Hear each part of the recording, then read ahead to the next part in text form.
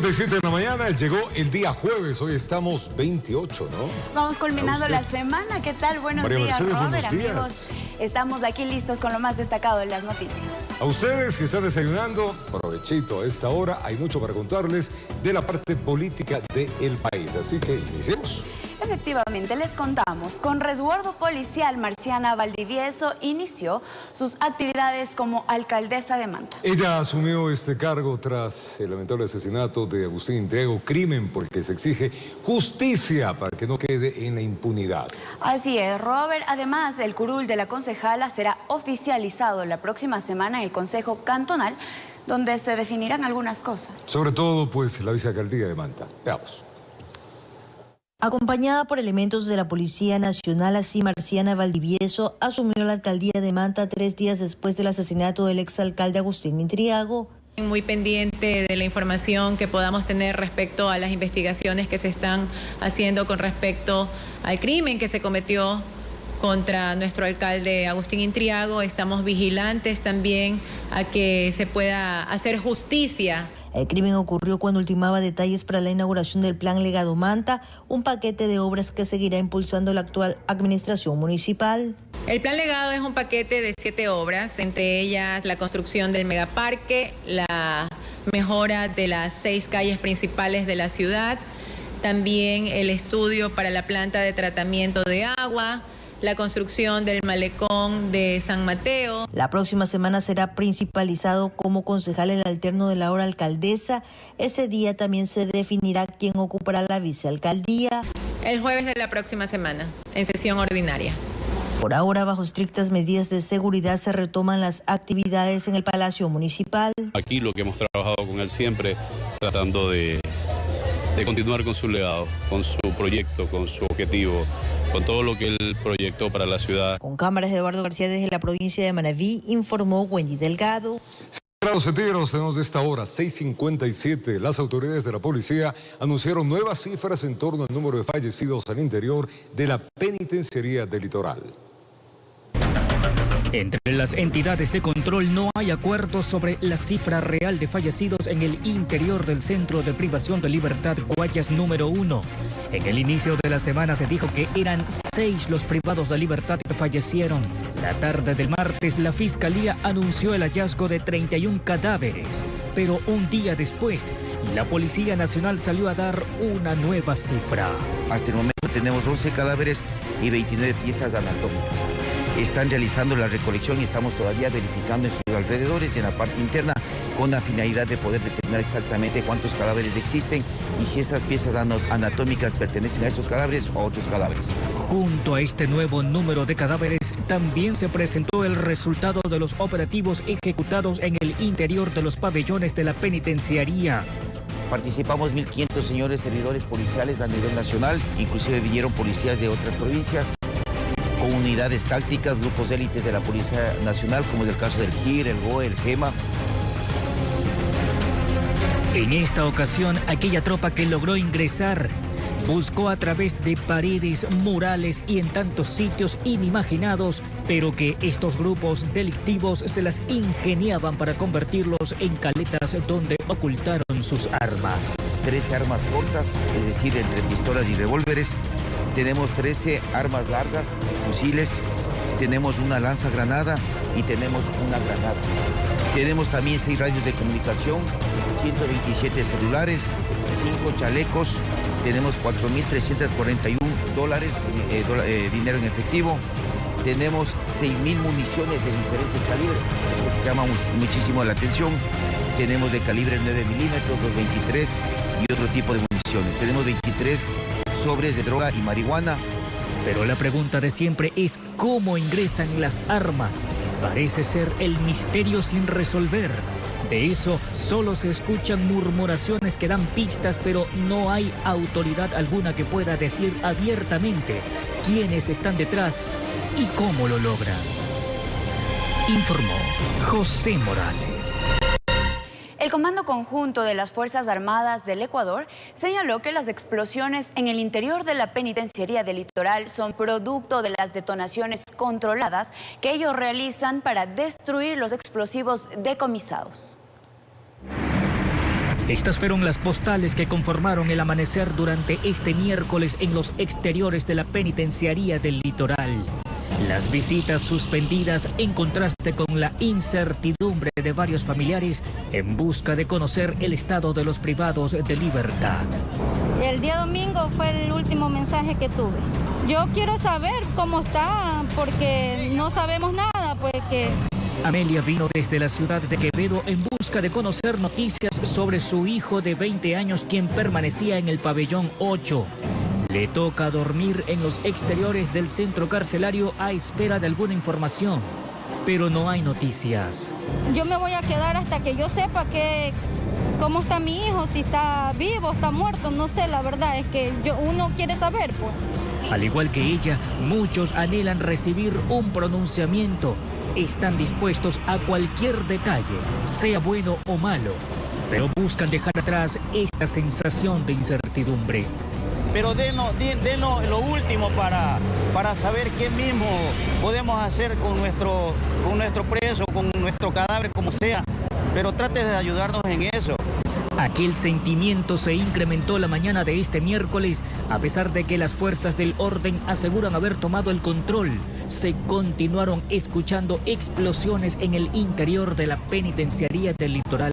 Son detonaciones controladas que estamos realizando porque se han encontrado explosivos, granadas en estos pabellones. El Comando Conjunto de las Fuerzas Armadas solo pudo detallar que las cosas en el interior de la cárcel están controladas, pero no hay todavía una lista para ofrecer a los cientos de familiares que esperan ansiosos. Se ha ingresado a todos los pabellones y hemos logrado el control efectivo de los PPLs. Informó José Morales. En Esmeraldas, la policía detuvo a 6 sujetos presuntos integrantes de un grupo de delincuencia organizada quienes intentaron disparar a los uniformados. Los gendarmes tienen identificados a los responsables de este atentado en medio de esta ola de violencia. Un día después de los hechos violentos, Esmeraldas luce así, militarizada. La fuerza pública resguarda las instituciones del Estado. Y es que todo parece un mal sueño para quienes residen allí. Una pesadilla por la que han tenido que atravesar en reiteradas ocasiones y para la que aún no hay una solución definitiva. Los uniformados intervinieron en barrios que han sido dominados por grupos delictivos, como la Guacharaca y el Coral. Los decomisos están a la orden del día. Más explosivos retirados, armas, motocicletas. La policía informó que encontraron en poder de desconocidos uniformes militares. Quizás se camuflaban con ellos para actividades al margen de la ley. Hay detenidos, presuntos integrantes de un reconocido grupo delictivo. Cuando ingresan las patrullas militares y policiales, tratan ellos de enfrentarse con nosotros y querían disparar. Pero la intervención inmediata se produjo la aprehensión de las 6 personas y el arma de fuego tipo revólver. Ya tienen plenamente identificados a quienes participaron en los 14 incidentes violentos que se registraron el martes y al responsable de haber apuntado con una pistola en la cabeza a un policía. Estamos atrás de estos delincuentes que ayer incineraron los 8 vehículos, tanto en Esmeraldas, Atacama y Quindé, y ya están identificados y vamos a dar con ellos. De la misma forma ya está también identificado ese infractor de la ley, ese delincuente que le apuntó con un arma de fuego a nuestro compañero policía en el sector de la Guacharaca. Se ha retomado el control en la cárcel. Quienes estaban retenidos fueron liberados. Han sido liberados ya 16 guías penitenciarios y 3 civiles. Ya están a buen recaudo. Mientras eso pasa, en Esmeraldas hay zozobra. Los negocios han preferido no abrir. El comercio se ha paralizado en muchas horas a la espera de que todo se calme, de que algún día regresen a ser aquella tierra tranquila. Tranquilidad que les ha sido arrebatada por los grupos de delincuencia organizada. Informó Marilyn Jaramillo. Y el comandante general de la policía, Fausto Salinas, confirmó que se capturó a los responsables de secuestrar al policía, a este servidor que fue amenazado con un arma de fuego allá en la provincia de Esmeraldas. Los sujetos serían parte de un grupo delictivo dedicado a la extorsión, robo, entre otros delitos. Y el gobierno nacional trasladó equipos tácticos y de inteligencia a la ciudad de Esmeraldas. Esto para evitar que se repitan hechos violentos en esa urbe. Juan Zapata, ministro del Interior, confirmó que se trata de una guerra de territorio por mantener el control. La violencia que se apoderó de las calles en algunas ciudades del país, como es del caso de Esmeraldas, sin duda a más de uno puso los pelos de punta y el gobierno nacional espera no se vuelva a repetir. Esmeraldas hemos enviado personal de apoyo de la unidad de mantenimiento del orden y equipos tácticos y equipos de inteligencia.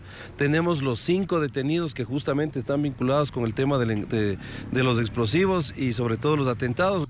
A Juan Zapata, ministro del Interior, le preocupa lo ocurrido con un uniformado, a quien en imágenes se le vio amenazado con un arma de fuego y un explosivo. Esto no lo vamos a poder, no lo vamos a permitir ni vamos a dejar pasar y ojalá pronto estemos poniendo a órdenes de la autoridad competente si es que es el caso. Porque ustedes saben que la disposición es absolutamente clara. La utilización de armas letales cuando se generen las amenazas, esa disposición sigue absolutamente clara. Y todo tendría su razón de ser para que aparente aliados de internos generen el caos. Ministro, ¿a quién respondería precisamente estos actos de estas personas? ¿De algún grupo? Esto tienen que tener absolutamente claro, que la fuerza coercitiva del Estado, al hacerse presente en los pabellones, en la penitenciaría, existen las reacciones y esas reacciones se dan en los territorios, obviamente, que ellos tienen injerencia, especialmente en Esmeraldas. Recuerden lo que pasó en noviembre. En noviembre, cuando intervenimos también en ciertos pabellones, tuvimos las reacciones en Durán y obviamente en Santo Domingo y también en Esmeraldas. Sin duda el ciudadano común lo único que exige es poder vivir en paz, sin tener que estar esquivando balas en espacios públicos. Pero sí cambiar el accionar de la policía porque es un nuevo escenario el que estamos viviendo. Bueno, siempre las cárceles ha estado dentro del radar de la policía, porque recuerden ustedes que la violencia es intra y extramuros. Así que siempre ha estado en... Esperemos que la tranquilidad vuelva, se mantenga. Este sería el resultado de la posible guerra de grupos antisociales por mantener el control en algunas zonas, informó Héctor Romero. Las acciones por parte de la fuerza pública han sido oportunas, considerando que en el país existe una ley que faculta el uso legítimo de la fuerza. Expertos indican que tanto la Policía Nacional como las Fuerzas Armadas deben actuar de forma estratégica, optimizando sus recursos. Buses incinerados, delincuentes arrojando piedras a autos en movimiento y agentes retenidos en centros penitenciarios. Ante estos hechos violentos que han dejado al país sin palabras, las acciones por parte de la Policía Nacional están bajo análisis. Se reaccionó de manera oportuna considerando que se encuentra vigente una ley que faculta el uso legítimo de la fuerza. Consultamos con un experto en seguridad quien nos indicó que ante estas situaciones, la fuerza pública debe actuar de manera estratégica, optimizando sus recursos. Ha habido muchos desmanes en diferentes partes del país y eso genera pues una dispersión de recursos y esfuerzos. Esto no es cuestión de minutos, es cuestión de establecer una presencia disuasiva permanente y comenzar a ejecutar operaciones directamente contra las diferentes amenazas. La idea sería hacer un uso progresivo de la fuerza. Mientras mayor sea la amenaza, el uso de recursos coercitivos y letales son cartas que están sobre la mesa.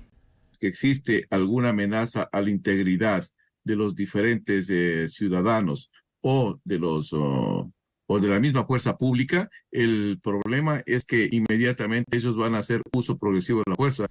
Pero ¿qué sucede si la amenaza a la vida es inminente? Haciendo alusión a la quema de buses de transporte público con pasajeros a bordo o de tiroteos que se ejecutan en las calles de manera arbitraria. Ante las personas que estaban lanzando bombas molotov hacia el bus con pasajeros adentro, pues ese momento, si había una fuerza armada ahí, podía neutralizar inmediatamente a la persona y pues disparar contra esa persona. Desde el gobierno se indica que el uso legítimo de la fuerza es un recurso que ha estado bajo consideración de los uniformados durante los últimos acontecimientos. La disposición es absolutamente clara. La utilización de armas letales cuando se generen las amenazas, esa disposición sigue absolutamente clara. Por otro lado, otro escenario no menos preocupante es el de agentes retenidos donde su integridad ha sido amenazada. Aquí procedería una negociación y de no haber acuerdo se debería realizar la intervención y rescate de los servidores, contemplando el uso de armas. Es que hay personas que están secuestrando, en este caso reteniendo a las personas. Si tienen armamento, pues inmediatamente se constituyen en objetivos directos para la fuerza pública. Las acciones policiales continuarán bajo escrutinio público, sobre todo en este tipo de coyunturas, donde el pedido ciudadano es actuar con firmeza frente a la delincuencia organizada y el terrorismo, informó Edwin Benalcázar. La inseguridad que se vive en Esmeraldas y otras provincias del país afecta al turismo, más aún cuando son meses de temporada alta. Los episodios de violencia que se han registrado en los últimos días en Esmeraldas, Guayas, Manabí y Los Ríos afectan al turismo. Es temporada alta donde las niñas y niños de la sierra están de vacaciones, por lo que sus familias aprovechan para ir a la playa. Sin embargo, la inseguridad hace que estos destinos sean menos atractivos. Son cosas que realmente afectan y nos mina nuestra ilusión de seguir trabajando, de seguir emprendiendo.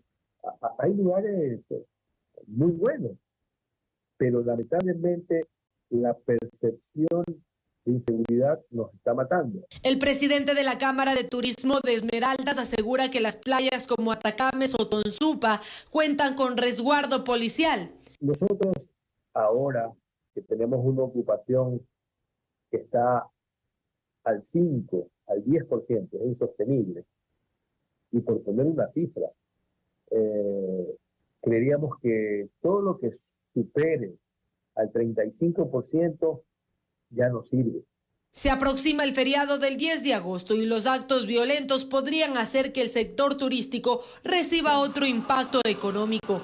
Estados Unidos y Gran Bretaña, por ejemplo, ya han aconsejado a sus ciudadanos sobre los riesgos de viajar a ciertos sectores del Ecuador. Va a costar esfuerzo, tiempo, decisión, y esto no es que se va a acabar de aquí a mañana, ¿no? Viajar a las provincias con toque de queda o altos índices de inseguridad ya es un problema. Que tenía una cita médica aquí y ya se me hizo tarde, pero igual ya tengo que coger este carro hasta Santo Domingo. De ahí voy al Carmen, pero no hay carro directo. Por el toque de queda no me aceptaron la encomienda para Manta, que envío, y me tocó enviar ahorita por otro transporte que va a ir con las justas para allá. Y aparte adicional aquí también vemos que el transporte de Esmeraldas ha disminuido. Recuerde que por el toque de queda en los terminales terrestres de Quito, los buses con destino a Manabí y Los Ríos tienen suspensión de horario que va desde las 12 horas del día hasta la 1 de la mañana, informó Valeria Navarro. Es que la creciente ola de violencia, amigos, la violencia criminal que vive el Ecuador, ha impulsado a los candidatos a la presidencia de la República a optimizar esos planes de gobierno en materia de seguridad. Vamos a ver qué tan viables es lo que están proponiendo. Veamos en la siguiente nota. La inseguridad le quita el sueño a los ecuatorianos. Y en medio de una semana de sangrientos enfrentamientos, los candidatos a la presidencia buscan reforzar sus propuestas de gobierno para combatir la violencia. El deber, en efecto, es corresponder de forma efectiva a las demandas ciudadanas.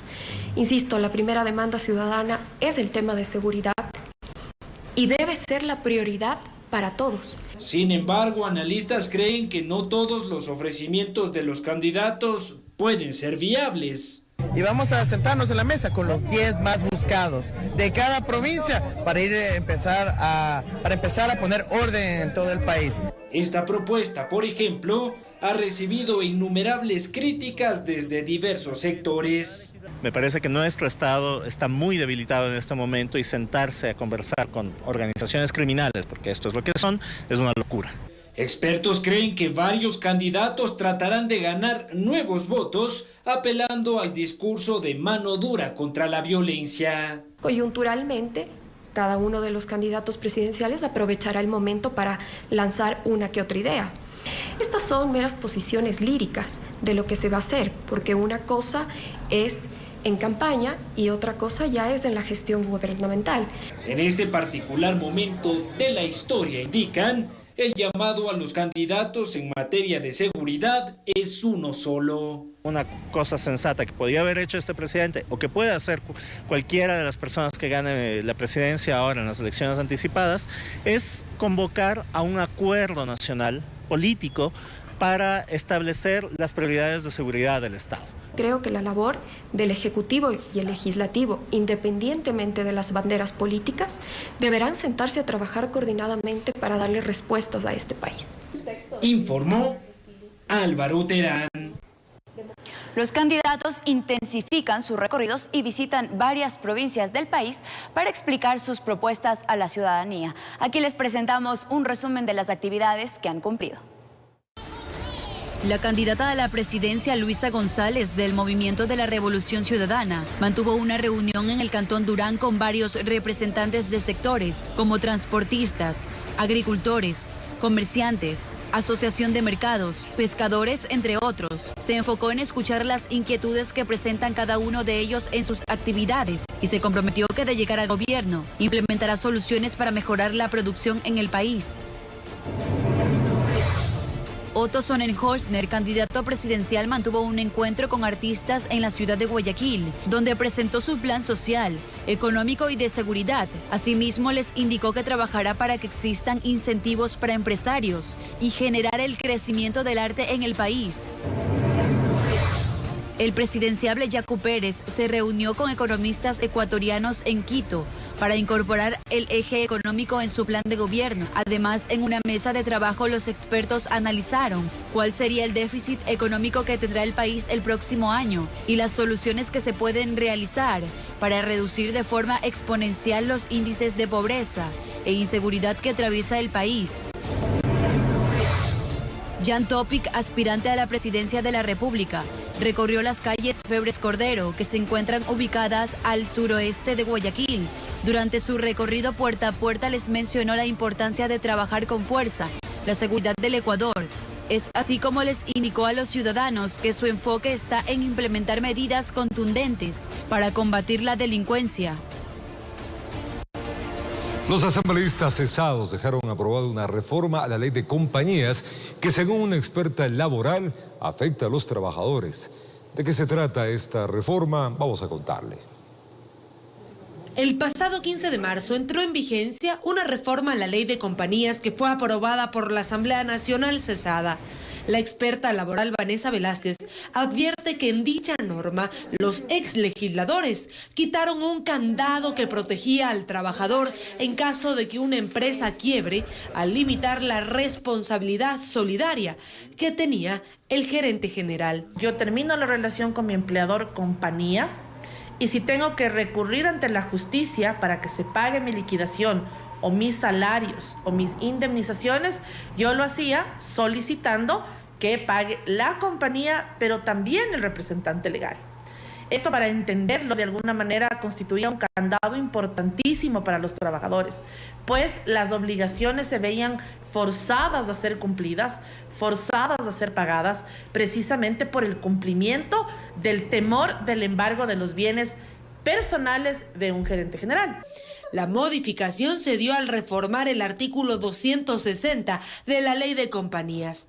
El texto dice lo siguiente: los administradores de las compañías no serán responsables por las obligaciones laborales o de cualquier otra naturaleza en las que incurra la compañía. Puesto, los asambleístas sabían bien lo que ocurría al poner este texto en la reforma, limitando, eliminando la responsabilidad solidaria de un gerente general, que la Corte Nacional al final será la que decida con sus fallos si es que efectivamente todos los empleadores tienen que sentir tan libres ahora, diciendo, ok, solo mi empresa es la que va a responder y ya no va a responder mi patrimonio como persona natural, y que por eso se empiece a generar un abuso en los trabajadores. Esta situación, asegura, se agrava si la Corte Constitucional da paso al decreto ley presidencial sobre reestructuración empresarial. Que ya tienes una disposición de la ley de compañías que dice el gerente no es responsable, salgo, si por mala suerte no entré al concordato o decidí salir de ahí, me quedo en último lugar, desaparece la compañía, no se salva y yo ya no puedo ir al gerente para pedir que me pague porque ya no es solidariamente responsable. Informó Valeria Navarro. Un juez de la Corte Nacional de Justicia sustituyó la prisión preventiva al exministro de Energía y Minas, Javier Vera. El magistrado dictó otras medidas como la prohibición de salida del país, obligación de presentarse 2 veces a la semana ante la autoridad competente y el uso del dispositivo de vigilancia electrónica. Vera es procesado por el presunto delito de cohecho. El exfuncionario saldrá de la penitenciaría en las próximas horas. Presta atención, son las 7 de la mañana y 26 minutos. Los distribuidores de combustible de Ecuador realizaron un plantón. Esto lo hicieron en Carondelet. Ahí exigen el incremento del margen de comercialización de gasolinas. Además expresaron su rechazo a la política de asignación de cupos de venta de diésel que proponen para evitar un eventual desabastecimiento. En la siguiente nota le contamos. Los distribuidores de combustible denunciaron el desabastecimiento de varias gasolineras a nivel nacional a causa de la política de cupos implementada por el gobierno. Algunos colegas nuestros se acercan a comprar combustible y le dicen ya no hay cupo. Fue algo terrible, principalmente en las provincias de Manabí, Napo, Guayas. Ya una gasolinera que se queda en este momento sin combustible, en la de al lado ya hay cola. Cuando se termine, seguirá así. Este es un efecto dominó. Ante esta situación, la Cámara de Distribuidores de Combustible realizó un plantón en Carondelet para exigir la derogatoria de esta política y la revisión de su margen de ganancias. Tenemos 20 años congelado nuestro margen en centavos, ocasionando que aproximadamente 600 estaciones de las 1.200 existentes estemos trabajando del punto de equilibrio hacia abajo. Mi negocio solo sirve para mantener a los trabajadores. Yo ya pierdo. ¿El aumento de cuánto? El aumento de 5 centavos nada más. Volver a lo que tuvimos antes en el paro nacional. La decisión de limitar la distribución de combustible, según informó el gobierno, respondería al desvío de gasolinas hacia los sectores camaroneros, los cuales no pueden beneficiarse del subsidio.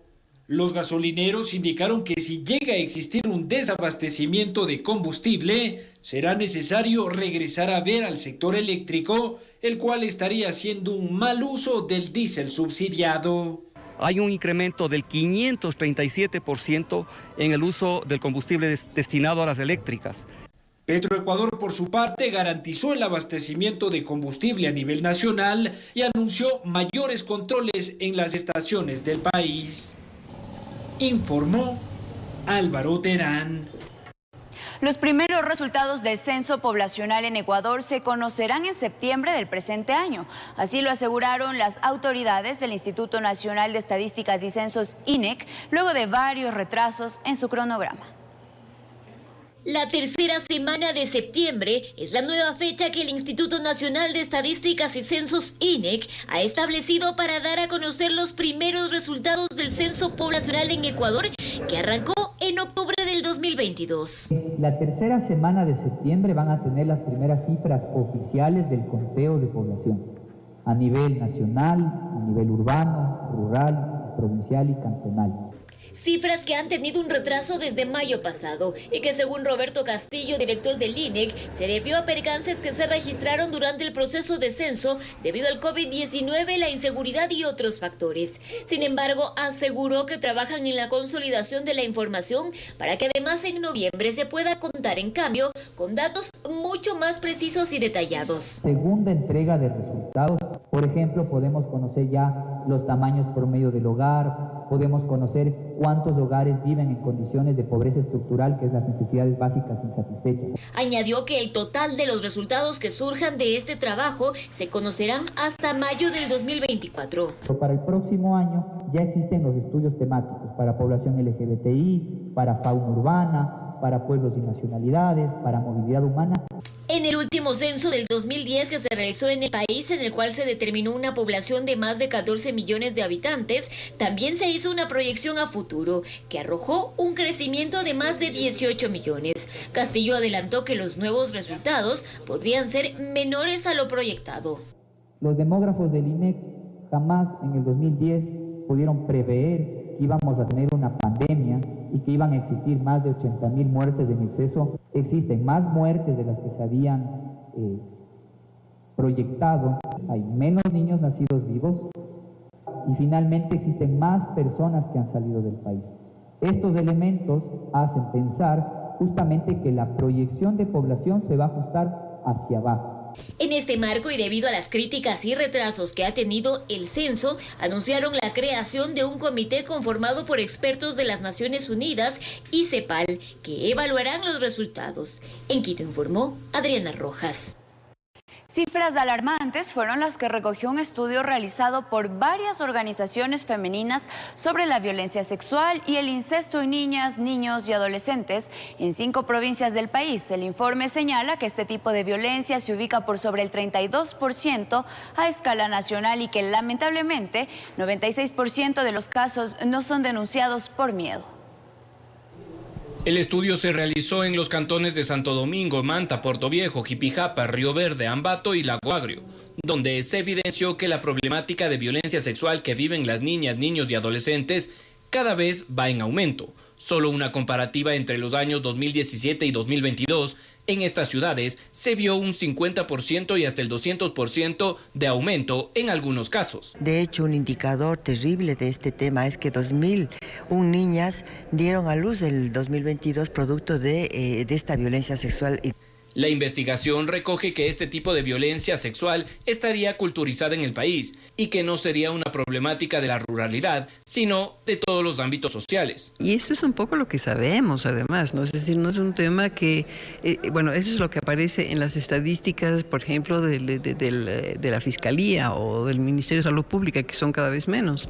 Sus investigadoras señalan que además se identificó una ausencia del Estado para prevenir estos actos, lo que ha llevado que en más del 96% de casos no se denuncien y queden en la impunidad. Y tampoco hay reparación para las niñas, ¿no? Es decir, si no se denuncia, bueno, la cosa se tapa nomás y lo que pasa es que después vienen las repercusiones, es decir, cuando ya están, digamos, en la edad de la adolescencia o de la juventud, ¿no? Cuando ya tienen sus relaciones sexuales, entonces ahí es donde efectivamente empiezan, digamos, los problemas de comportamiento y los problemas, ¿no? A veces de que, bueno, no les importa el cuerpo y pueden utilizar el cuerpo para cualquier cosa, ¿no? A su vez enfatizan que esta falta de atención y políticas públicas ha convertido el abuso sexual e incesto en una violación sistemática que afecta a las niñas por toda su vida juvenil. Curiosamente, el incesto o el abuso sexual dentro de la familia es algo que se ve, que lo ve la familia, que lo ve la comunidad, que lo ven en los colegios, que lo ven los sistemas de salud,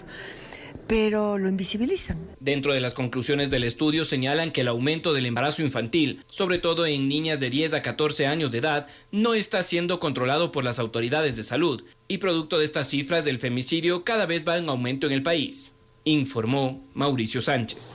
Varias entidades del Estado encabezadas por las Fuerzas Armadas ejecutarán el Ejercicio Nacional de Preparación y Respuesta ante el fenómeno del Niño. Se prevé que en nuestro país esté afectando más o menos entre noviembre y el mes de marzo del próximo año. El régimen al parecer no quiere esperar sentado para ver las secuelas que puede significar la presencia del fenómeno del Niño. A través del Ejercicio Nacional de Preparación y Respuesta, buscará estrategias para enfrentarlo. Juntos vamos a prepararnos para el impacto del Niño, sobre todo en las 17 provincias que están bajo la alerta amarilla emitida por la Secretaría de Riesgos. La iniciativa tomó forma en las Fuerzas Armadas, contará con el respaldo de todas las instituciones del Estado. En este escenario de alto riesgo para la nación, se requiere la unidad nacional, una profunda solidaridad, pero de manera especial, fortalecer las capacidades de prevención, respuesta y remediación para reducir los efectos de este fenómeno, priorizando la protección de los ecuatorianos, de sus fuentes de trabajo y de sus bienes. Desde este 26 al 28 se pondrá en práctica el simulacro para medir la capacidad de reacción. Pero sobre todo nos va a permitir identificar las problemáticas que podríamos enfrentar e impedir tener una buena respuesta hacia la población. De esta manera podremos evitar que nuestro país repita la historia de desolación que tenemos todos en nuestra mente de los fenómenos del Niño del 97 y el 98 y del año 82-83. Se prevé que el Niño pueda afectar con mayor magnitud en nuestro país desde el próximo noviembre a marzo del 2024, informó Héctor Romero. De la mañana y 35 minutos, Priscila Cadena está junto a la Policía Nacional a informe sobre el plan piloto de intervención en puntos críticos del centro histórico. Ella está en San Juan, qué bueno esto. Hay que darle tranquilidad al centro. Priscila, adelante, por favor.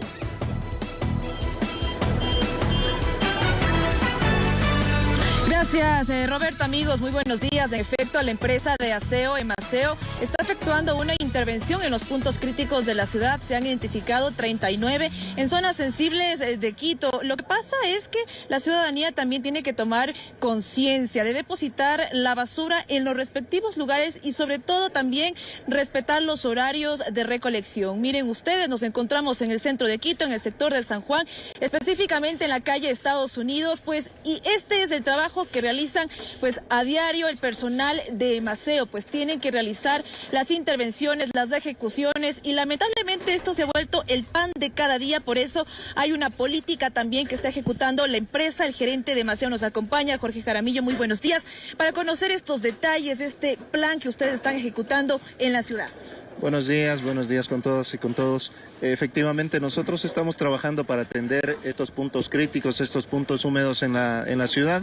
Estamos fortaleciendo nuestras acciones de barrido, de recolección, de hidrolavado acá, para ver a un centro histórico bonito, una ciudad limpia, bonita, que fomente el turismo con la corresponsabilidad de la ciudadanía.